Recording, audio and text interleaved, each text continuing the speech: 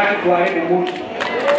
Kuna siku nimekasirika hapo, juzi nilikasirika, kuna mtu alikasirisha kwa sababu alikuwa anatisha wanamuziki. Na mimi nimesema, si umeona hao wanamuziki wamekuja hapa? Hao watu kama vile wewe unapata pesa kupitia ukulima wa maziwa, ukulima wa kahawa, majani chai, ukulima wa avocado, biashara ndogo ndogo. Biashara na kilimo ya hawa watu ni uimbaji. Umenisikia? Na mimi niseme hivi. Kwanza hapa Murang'a ndiye headquarter ya waimbaji wale wengi wanatoka hapa Murang'a. Kilikuwa wakati tunahesabu cash crop ya Murang'a, iko hiyo vitu nimetaja, na waimbaji pia ni cash crop yenu hapa. Vile tunatetea kahawa, mabroka watoke kwa kahawa, ndio mkulima apate jasho yake. Vile tunataka mabroka wa maziwa watoke katikati ya mkulima na pesa yake. Vile tunatetea majani chai, broka watoke. Pia hawa vijana wetu, hao umeona wakiimba hapa, nyinyi ndio mnawashabikia, lakini wakienda kulala wanalia machozi kwa sababu talanta yao ambao Mungu aliwapatia, ambao ingewaletea riziki kama riziki ya wale wengine, imechukuliwa na mabroka hapo katikati. Wanakula jasho ya wanamuziki, na wanamuziki wanateseka, hawawezi elimisha watoto wao, hawawezi kufanya chochote. Na ndio tumesema juzi, wanamuziki walikuja kuniona, walikuwa wachache, hawakuwa wengi, only 50, na hawakuja kutafuta pesa. Mimi ni deputy president ya Kenya. Wanamuziki wanalia, wanasema broker na cartels wanawaibia talanta yao, hawapati ile royalties ambayo inatoka kwa muziki yao. Ile makampuni kubwa ya teknolojia ya simu inachukua Skiza Tune, inachukua pesa yote, mwanamuziki hana kitu. Yeye ni maarufu, anashangiliwa, lakini hana hela ya kupeleka mtoto shule. Wakakuja kulia kwangu pale ni wasaidie, na serikali wasaidie hiyo brokers ambayo inakula pesa yao tutoe.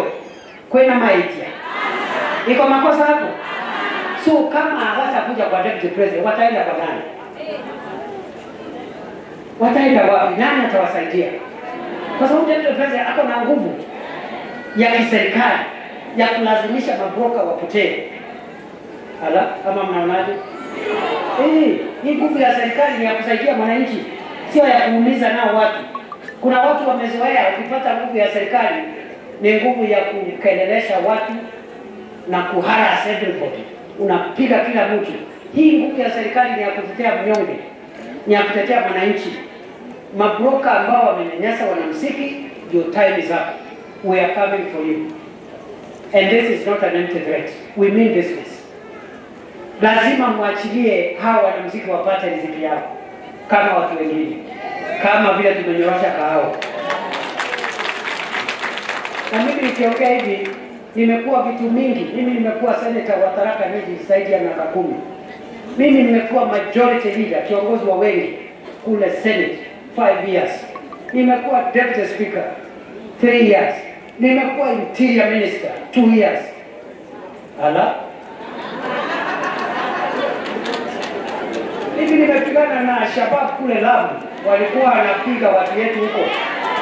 Si watu walikuwa wanakufa kila siku pale Mpeketoni, Adwaito, Makuya na Korea. Leo kana tegu. Si walikuwa wanakufa kila siku? Si mimi nilienda nikakaa huko miezi karibu mwaka mzima, nilikuwa naishi huko msituni. Si tulinyoroshana na Shabab mpaka wakapotea? Si sasa Lamu iko na amani? Si pia ile bandit ya North tulikazana na? Si wale makatels ya passport pale, hakukuwa na passport wakati Ruto amekuwa rais, passport haikuwa inapatikana pale Nyayo. Si ninyorosha hiyo maneno? Si sasa watu wanapata passport in 7 days. Sasa mimi nimepigana na Al-Shabaab, nitashindwa kupigana na cartel ambaye anaibia wanamuziki hapa? Hawa tawanyorosha asubuhi na mapema, my friend. So wala wanakemea wanamuziki wetu wawe na heshima kidogo. Wawe na heshima, tuheshimiane. Hakuna mwanamuziki aliniomba hata shilingi moja. Lakini walikuwa wanalia machozi vile wameteseka, vile brokers wamewaibia jasho yao na talanta yao. Gospel artists, secular artists, they are suffering alike. Na sio wa Central peke yao. Kwanza hata hii Central waimbaji ni wengi. Mimi naenda kuita mkutano kubwa sasa, wacha ile 50 ya waimbaji 1000 wa hii Central. Alafu niite waimbaji kutoka Kenya 10,000. Sasa wale wananiangalia kwa sababu ya 50 musicians wagoje na wakwende kabisa, wachane na sisi. Wakwende wasikwende, waende wakiendanga, waende one way, wakwende wachane na sisi. Sisi hatuna shida na mtu, we have no problem. Na watu wengi wanaona tukiwa wapole, wanaona kama sisi ni watu wadogo. We are very serious people. Yeah. Tuko very serious my friend. Hakuna kazi tumefanya ikaanguka. Hata kabla tuingie siasa, sisi tulikuwa tunafanya kazi nyingine. Na zile kazi zote tulifanya maishani, hakuna kazi imeanguka kwa sababu Mungu amesimama na sisi. Hata hii itasimama, hii kazi ya Deputy President itasimama. Tunataka niendelee kutetea watu wetu, wakulima, wanamuziki, wanabiashara, watu ya Kenya mzima. Na muwache kuongea mambo ambayo itawawanya wananchi hapa. Sisi sio viongozi wa kwanza, kuna watu walikuwa viongozi mbele yetu, wengine wakubwa kuliko sisi. Sisi watu ya Central tulikuwa na rais alikuwa anaitwa Jomo Kenyatta, na alikuwa na heshima Kenya nzima. Na sisi watu ya Central, Mount Kenya County, all of us we lined up behind President Mzee Kenyatta. Hakukuwa na Mount Kenya Western na East. Twakora watu rike makemu. Leo kana tumu. Na wakati wa Mau si tulipigania uhuru pamoja. Mwekoyo na Mwembu na Mumeru. Siko tofauti. Sisi wa Meru, wa Embu na wale wengine si tulitetea serikali ya Mzee Kenyatta. Ama namna gani? Vile Mzee Kibaki akakuja, yeye ndiye ametufundisha siasa. Tulikuwa vijana pale. We supported Mwai Kibaki, all of us. Na hakukuwa na makosa. Hata kama unatoka Meru, ama unatoka Embu, ama unatoka Murang'a. Akakuja Uhuru Kenyatta. Si mimi unajua nilikuwa mtu ya mkono wa Uhuru Kenyatta. Kuko na hiyo habari. Mnakumbuka wakati Uhuru Kenyatta alikuwa na kesi kule Hague wakiwa na William Ruto. Nilienda kuwatetea nikiwa wakili. Mliniona huko? Hao watu walipigia kelele walikuwa wapi sisi? Mliwaona hao wengine wanaongea saa hii? So we believed in our leaders. Na hata saa hii wakati tunasimama hapa, iko makosa mimi nikisimama hapa kama deputy president?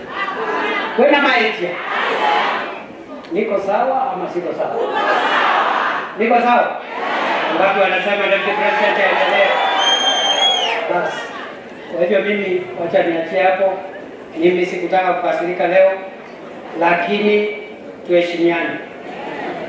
Na wale wanacheza na sisi sio watu kidogo my friend. Na tumefanya kazi nyingi sana and we have succeeded. Ukitaka heshima nitakupatia heshima. Na mimi naheshimu viongozi wote, wakubwa, wadogo. Kila mtu namheshimu. Lakini ukikuja na madharau, nitakurudishia madharau. I'm telling you. Ukikuja na madharau, tutakurudishia nini? Tuheshimiane. Kila mtu aseme mambo yake. Siku ya kula tutakuja tuseme mimi nikiwa mbunge nilifanya hivi. Mimi nilikuwa deputy president nilifanya hivi. Si hata hao wengine walikuwa na viti. Si watasema kile walileta Murang'a na Mathioya. Mimi nitakuwa nimeleta masoko 6, nitakuwa nimeleta lami, nitakuwa nimeleta barabara, nitakuwa nimeleta kula, nao waseme ni nini walifanya nini? Tuendelee tusiendelee jameni.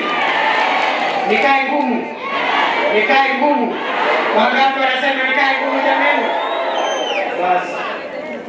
Kwa hivyo siku ya leo, wacha niachie hapo.